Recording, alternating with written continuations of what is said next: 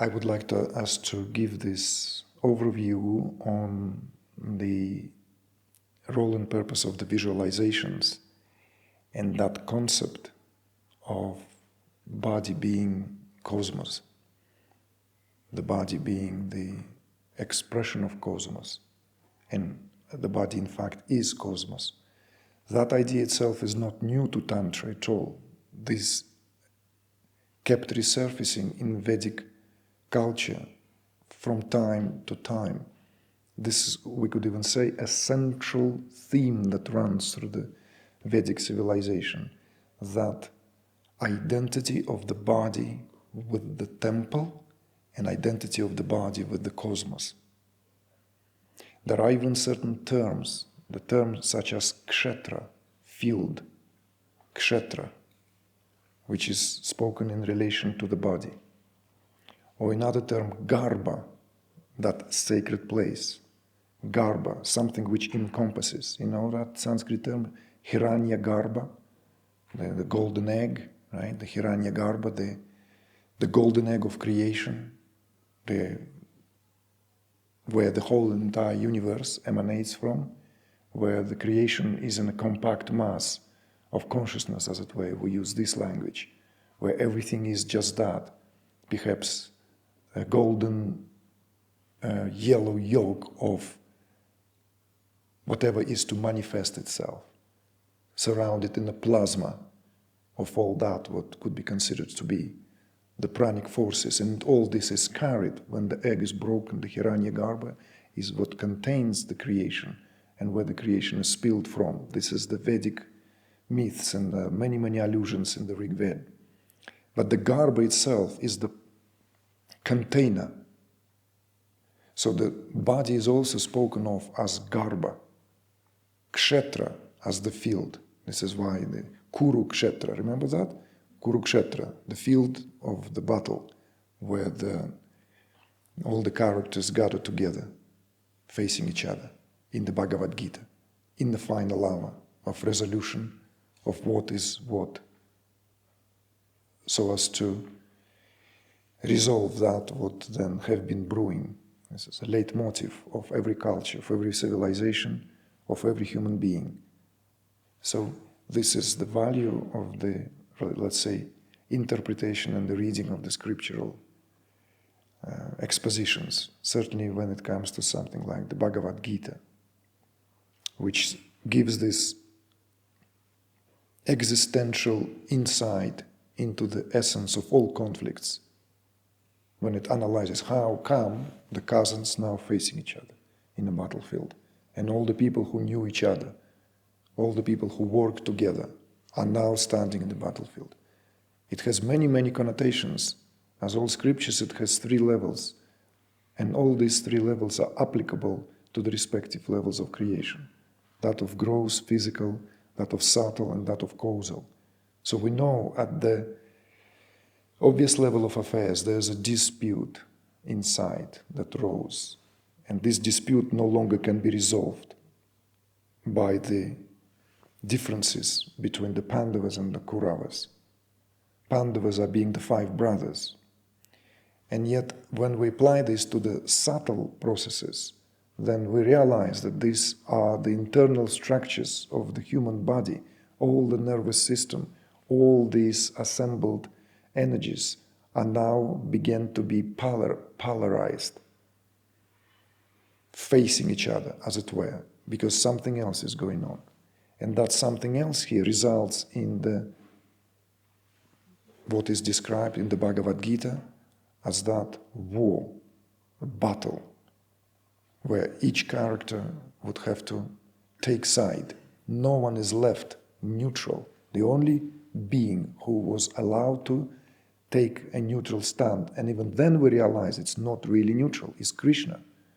Remember just this reminder? Remember what the leitmotif of the Bhagavad Gita? Krishna and his army, and then the army of the Kauravas, which by then assembled the strongest men. Countless is their men, countless are their weapons. Since Pandavas grew up together and Krishna was mingled among them, since all the tutors, since all the mentors were all shared, This is where sides taking begins.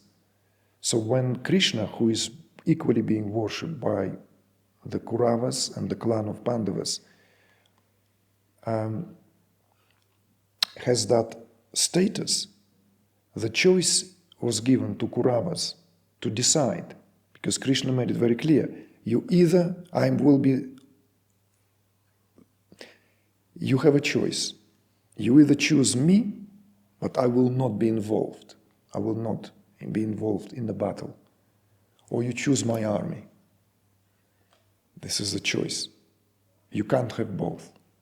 So Kauravas, in their understanding, thought, well, even though Krishna is a Lord here, Krishna is Krishna, what's use of Krishna if he's not going to be involved in the battle? And his army is powerful, so they opted to take the army of Krishna instead. And Krishna then becomes the one on the side of Pandavas, and he becomes the charioteer of Arjuna. Charioteer who drives the horses, but not allowed because of his promise to be involved in the battle directly. This, applicable to internal processes, is very clear how there is at certain point the process begins whereby all that what is represented by the army of Kauravas, even those who considered to be great heroes and ended up on the side of the Kauravas, are here representing the powers, energies that stand on the way of our realization, of the realization of the ultimate truth, realization of what we're here for. So this is the internal existential conflict being brought forth. It is in life like that. Whenever we are to face something, whenever we are faced with truth, whenever we are faced with choices. We are faced with decision makings, and we are faced with obstacles and obstructing energies that immediately rise there, deep within, from doubts to limitations to psychic conditionings, you name them. So going back to that Tantric perspective and understanding that there's nothing new that was brought up, it's simply a revival of what is and has always been present within the body of teaching, this attitude to the body itself. And also, perhaps as has been mentioned, the reason why it comes forth with greater acuity, with greater articulation, is because such need arises when the body begins to be viewed more and more in a degraded, subordinate, let alone dismissal manner. So when that begins to happen, it's as it were the teachings that are present in the earlier books and lore begin to be revived. So these visualizations here, the body itself is understood to be temporal. The body here is understood to be limited to the life force dwelling here for some time. This is clear. The exaltation here is not to the physical structure that would have to go, but physical structure is also included in that, because the physical structure becomes an expression of these divine impulses of creative intelligence, even if for the time being. You see? So in other words, if this rose is picked, it will die, right? The sap in the rose that gave this extraordinary expression of beauty, in every way possible we can speak about it. So does that mean that what expresses itself in the physicality of its form has no value because it's temporal? It comes up, stays for a few days on the bush, and then the petals are blown by the wind, or we pick it, enjoy it, and it dies by the end of the day if it's not given to water. But it has to die because that's the way of life. Does that mean that it has no meaning? Do we forgo that? Obviously not. Obviously not. Each rose brings fragrance with it. Fragrance. Maybe gone unnoticed. Hence, take a time, stop by and smell the roses, right? It's there. What is it? Smell the rose. It's there. In the vernacular, it's in the culture, it's a reminder. So this understanding of the human body and the need to apply this visualization is of utmost importance. And Tantra here is unapologetic in terms of the goal that it has in view. So it begins with this understanding that at the core of the human being, the heart center, which here encompasses the meeting place of all superstructures. It's that what holds everything in equilibrium here, even at the level of as a psychic center. So this is realized in skillfully working with applied visualization methodology, where the central deity emanates from, as we did that with the field, remember? When the flower was approaching first, like that depth of the void. So this is really that visualization where the central deity is identified as coming from the core, from the void, within the heart. And in graphic terms, geometrically, and in terms of mandala, because that's what it is, human body is an expression of mandala itself. And that expressive potentiality of mandala comes from a single drop. From a single drop. That drop is this where everything comes from, that dot. That dot. Everything begins from the dot.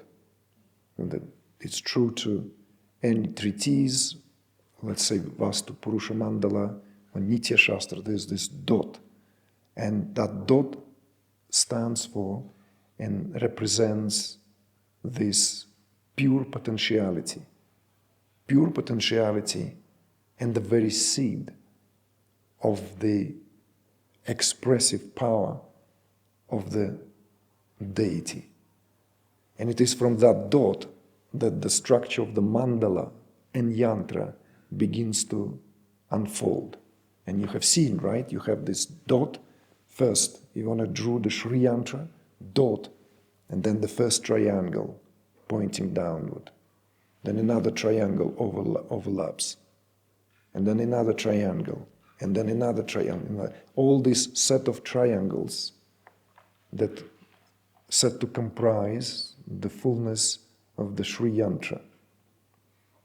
It's a tantric imagery here, where each of the triangles representing the multiplying power and each intersecting crossing points between these triangles. By now we have this very vivid structure, this very vivid composition, where the overlapping of these triangles creates an additional points of reference. All of these points are inhibited and considered to be the embodiment of specific powers, seat of specific Shaktis. So that visualization obviously here proceeds from the heart and being perceived consciously in the heart in the form of the dot, and something then there begins to be brought gradually into the focal point of one's attention with the power of one's imagination. So the deity then, the central deity here, takes place in the heart, as it were, at the very core of that structure of the mandala. And then the human body and its limbs become the extension of all the ensuing deities, So even the limbs, you see that even the anatomy of the human body is mandalic.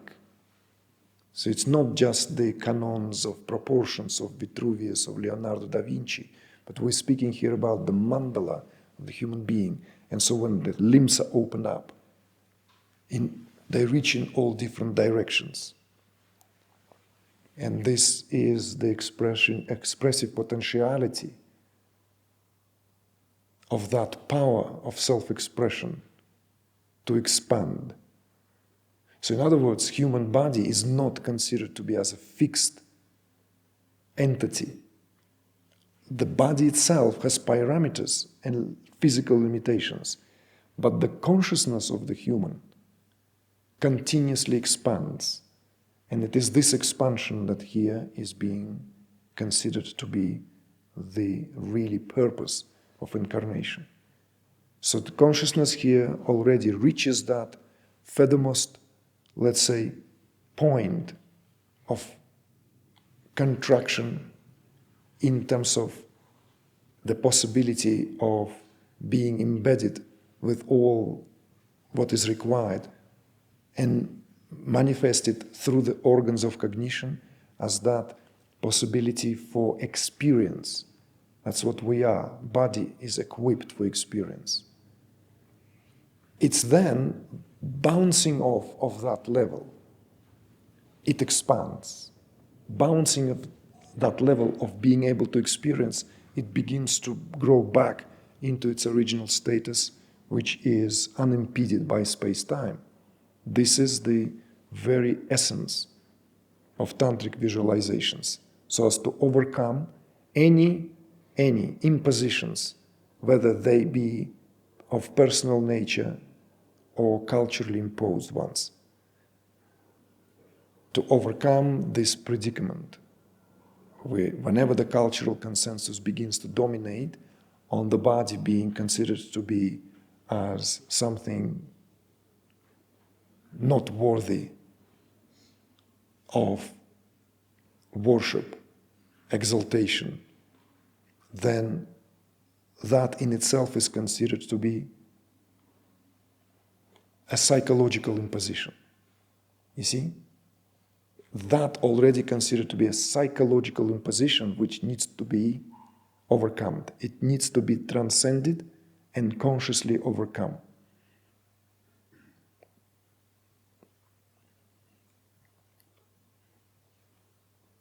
All this in totality, in summary of understanding.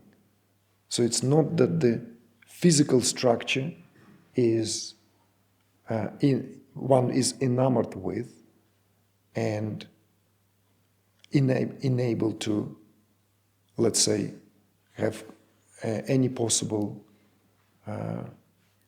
degree of detachment that is required. No, but if the fullness of the picture is held in view, once we understand what is taking place, what is actually happening, then we understand that even the physical structure is then divine. Even the physical structure, no matter how temporal its manifestation, is here, as with the analogy of the rose, because that's the possibility for the sap to express itself as perfume. Otherwise, it remains at the unmanifest level.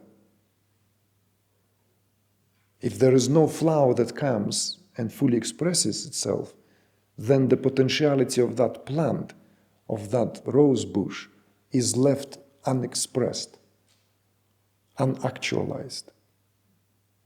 So the fragrance of the rose,